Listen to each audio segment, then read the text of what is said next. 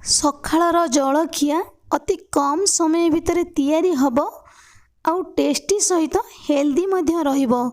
ଆଜି ଆମେ ତିଆରି କରିବା ଏକଦମ ନରମ ନରମ ଜାଲିଦାର ମାଣ୍ଡିଆ ଚକୁଳି, ତା ସହିତ ଖାଇବା ପାଇଁ ଚଟପଟା ଟମାଟୋ ଚଟଣି।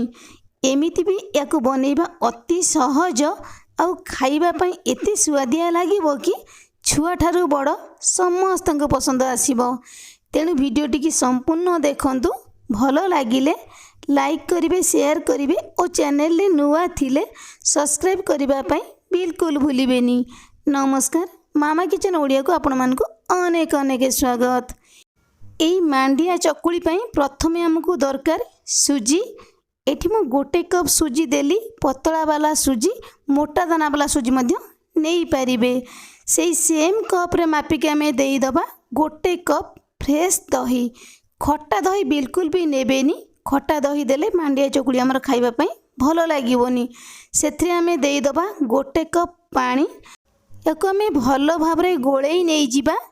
ଏମିତିକି ମାଣ୍ଡିଆ ଚକୁଳି ଖାଇବା ପାଇଁ ଛୁଆମାନେ ବିଲକୁଲ ବି ଭଲ ପାଆନ୍ତିନି, କିନ୍ତୁ ସେଇ ମାଣ୍ଡିଆ ଚକୁଳିକି ଯଦି ଆପଣମାନେ ଏମିତି ଉପାୟରେ ବନେଇବେ, ମାଣ୍ଡିଆ ଚକୁଳିଟି ଖାଇବା ପାଇଁ ବହୁତ ବଢ଼ିଆ ଲାଗିବ। ୟାକୁ ଆମେ କିଛି ସମୟ ଘୋଡ଼େଇ ନେଇଯିବା। ସୁଜିଟି ଆମର ଭଲ ଭାବରେ ବତୁରି ଯିବ। ତ ସେଇ ଟାଇମ୍ ଭିତରେ ଆମେ ଏଇ ଚକୁଳି ପାଇଁ ଚଟଣି ବନେଇ ନେଇଯିବା। ସେଥିପାଇଁ ଆମକୁ ଦରକାର ଗୋଟିଏ ପିଆଜ, 5ରୁ 7 ପାଖୁଡ଼ା ରସୁଣ, ଅଧା ଇଞ୍ଚରୁ କମ୍ ଅଦା, 2ଟି କଞ୍ଚା ଲଙ୍କା, ଅଳ୍ପ କିଛି ଧନିଆ ପତ୍ର, 4ଟି ଟମାଟୋ। ଚଟଣି ଆପଣମାନେ କେତିକି ବନେଇବେ ତ ସେଇ ଅନୁସାରେ ଟମାଟୋକୁ କମ୍ ବେଶୀ କରିକି ବନେଇ ପାରିବେ। ୟାକୁ ଆମେ ମିକ୍ସର ଜାରରେ ଦେଇଦେବା। ସେଥିରେ ଆମେ ଦେଇଦେବା ସ୍ୱାଦ ଅନୁସାରେ ଲୁଣ 1 ଚାମଚ। ବିନା ପାଣିରେ ୟାକୁ ଆମେ ବାଟିକି ନେଇ ଆସିବା। ଏମିତି ବି ଏଇ ଚଟଣିକି ଆପଣମାନେ ଖାଇପାରିବେ, ଭଲ ଲାଗିବ ଖାଇବା ପାଇଁ। କିନ୍ତୁ ଏଇ ଚଟଣିରେ ଟିକେ ଛୁଙ୍କ ଦେଇଦେଲେ ନା ଖାଇବା ପାଇଁ ବହୁତ ବଢ଼ିଆ ଲାଗିବ। ସେଥିପାଇଁ ଏପଟେ ମୁଁ କଡ଼େଇକି ଗରମ କରିନେଇ ଯାଇଥିଲି। ସେଥିରେ ଆମେ ଦେଇଦେବା 2 ଚାମଚ ତେଲ।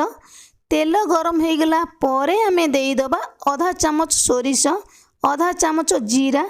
ଜିରା ସୋରିଷ ଭଲ ଭାବରେ ଫୁଟିଗଲା ପରେ ସେଥିରେ ଆମେ ଦେଇଦେବା 1 ଚାମଚ ଚଣା ଡାଲି, ଅଳ୍ପ କିଛି ଭୃଷଙ୍ଗ ପତ୍ର, ଗୋଟିଏ ଶୁଖିଲା ଲଙ୍କା।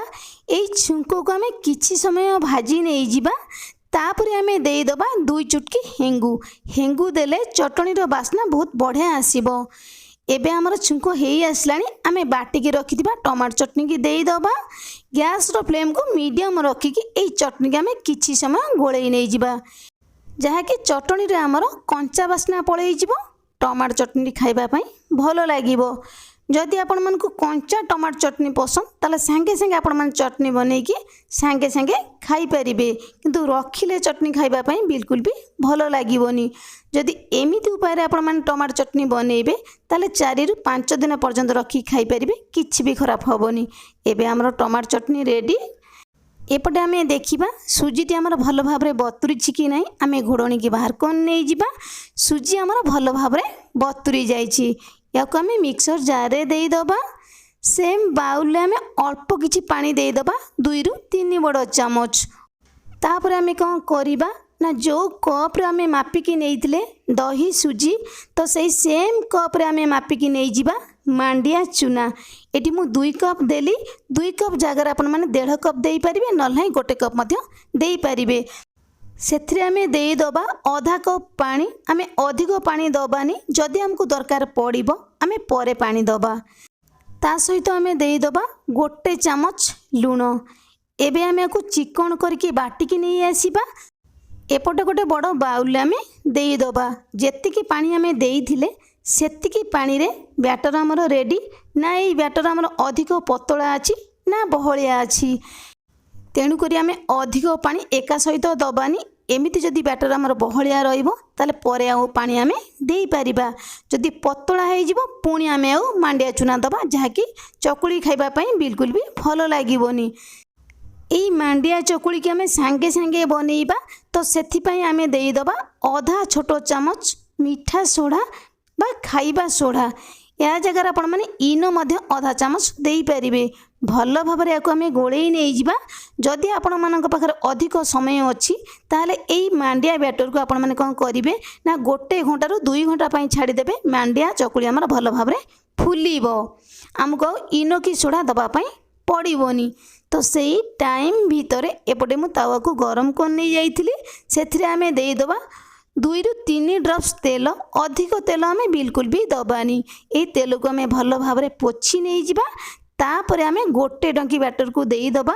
ହାଲକା ଟିକେ ଆମେ ପତଳା ବନେଇ ନେଇଯିବା। ମୋଟା କରିକି ଏଇ ଚକୁଳିକି ଆପଣମାନେ ବନେଇ ପାରିବେ, ପତଳା କରିକି ମଧ୍ୟ ବନେଇ ପାରିବେ। ଗ୍ୟାସ୍ର ଫ୍ଲେମ୍କୁ ଲୋ ଟୁ ମିଡ଼ିୟମ୍ ରଖିବା 3 ରୁ 4 ମିନିଟ୍। ତାପରେ ଆମେ ୟାକୁ ଲେଉଟେଇ ନେଇଯିବା। ଯଦି ଆପଣମାନେ ଚାହୁଁଛନ୍ତି ଲେଉଟେଇବା ପାଇଁ ଲେଉଟେଇ ପାରିବେ, ନହେଲେ ନାହିଁ ଖାଲି ଆପଣମାନେ ଏମିତି ବନେଇ ପାରିବେ। ଚକୁଳି ଆମର ହେଇଗଲାଣି, ଆମେ ବାହାର କରି ନେଇଯିବା। ଏଇ ତାୱାରେ ଆମେ ଆଉ ତେଲ ଦେବାନି, ହାଲକା ଟିକେ ତାକୁ ପୋଛି ନେଇଯିବା। ତ ସେମ୍ ପ୍ରୋସେସ୍ରେ ଆମେ ଆଉ 1 ଡଙ୍କି ବ୍ୟାଟରକୁ ଦେଇଦେବା। ଗ୍ୟାସ୍ର ଫ୍ଲେମ୍କୁ ଲୋ ଟୁ ମିଡ଼ିୟମ୍ ରଖିବା 3 ରୁ 4 ମିନିଟ୍। 3 ରୁ 4 ମିନିଟ୍ ପରେ ଏଇଠି ଆପଣମାନେ ଦେଖିପାରୁଥିବେ ଏଇ ମାଣ୍ଡିଆ ଚକୁଳି ଆମର କେତେ ଜାଲିଦାର ବନିଛି। ଏଇ ଚକୁଳି ଆମର ହେଇ ଆସିଲାଣି, ଆମେ ବାହାର କରି ନେଇଯିବା। ତ ଏଇଭଳି ଭାବରେ ଆମେ ସବୁ ମାଣ୍ଡିଆ ଚକୁଳିକି ବନେଇ ନେଇଯିବା। ତେବେ ମୋର ପ୍ରିୟ ଦର୍ଶକ ବନ୍ଧୁ, ଏମିତି ଉପାୟରେ ଯଦି ଆପଣମାନେ ମାଣ୍ଡିଆ ଚକୁଳି ତା ସହିତ ଚଟପଟା ଟମାଟୋ ଚଟଣି ବନେଇବେ, ଦେଖିବେ ଖାଇବା ପାଇଁ ଏତେ ସୁଆଦିଆ ଲାଗିବ କି ଛୁଆଠାରୁ ବଡ଼ ସମସ୍ତଙ୍କୁ ପସନ୍ଦ ଆସିବ। ତାହେଲେ ବନାନ୍ତୁ। କେମିତି ଲାଗିଲା ଆପଣଙ୍କ ଅନୁଭୂତି ମୋ ସହିତ ସେୟାର କରନ୍ତୁ। ତେବେ ଆଜି ପାଇଁ ରହିବି, ପୁଣି ଆସିବି ଆଉ ଏକ ନୂଆ ରେସିପି ନେଇ। ସେ ପର୍ଯ୍ୟନ୍ତ ରହିବି। ନମସ୍କାର, ଜୟ ଜଗନ୍ନାଥ।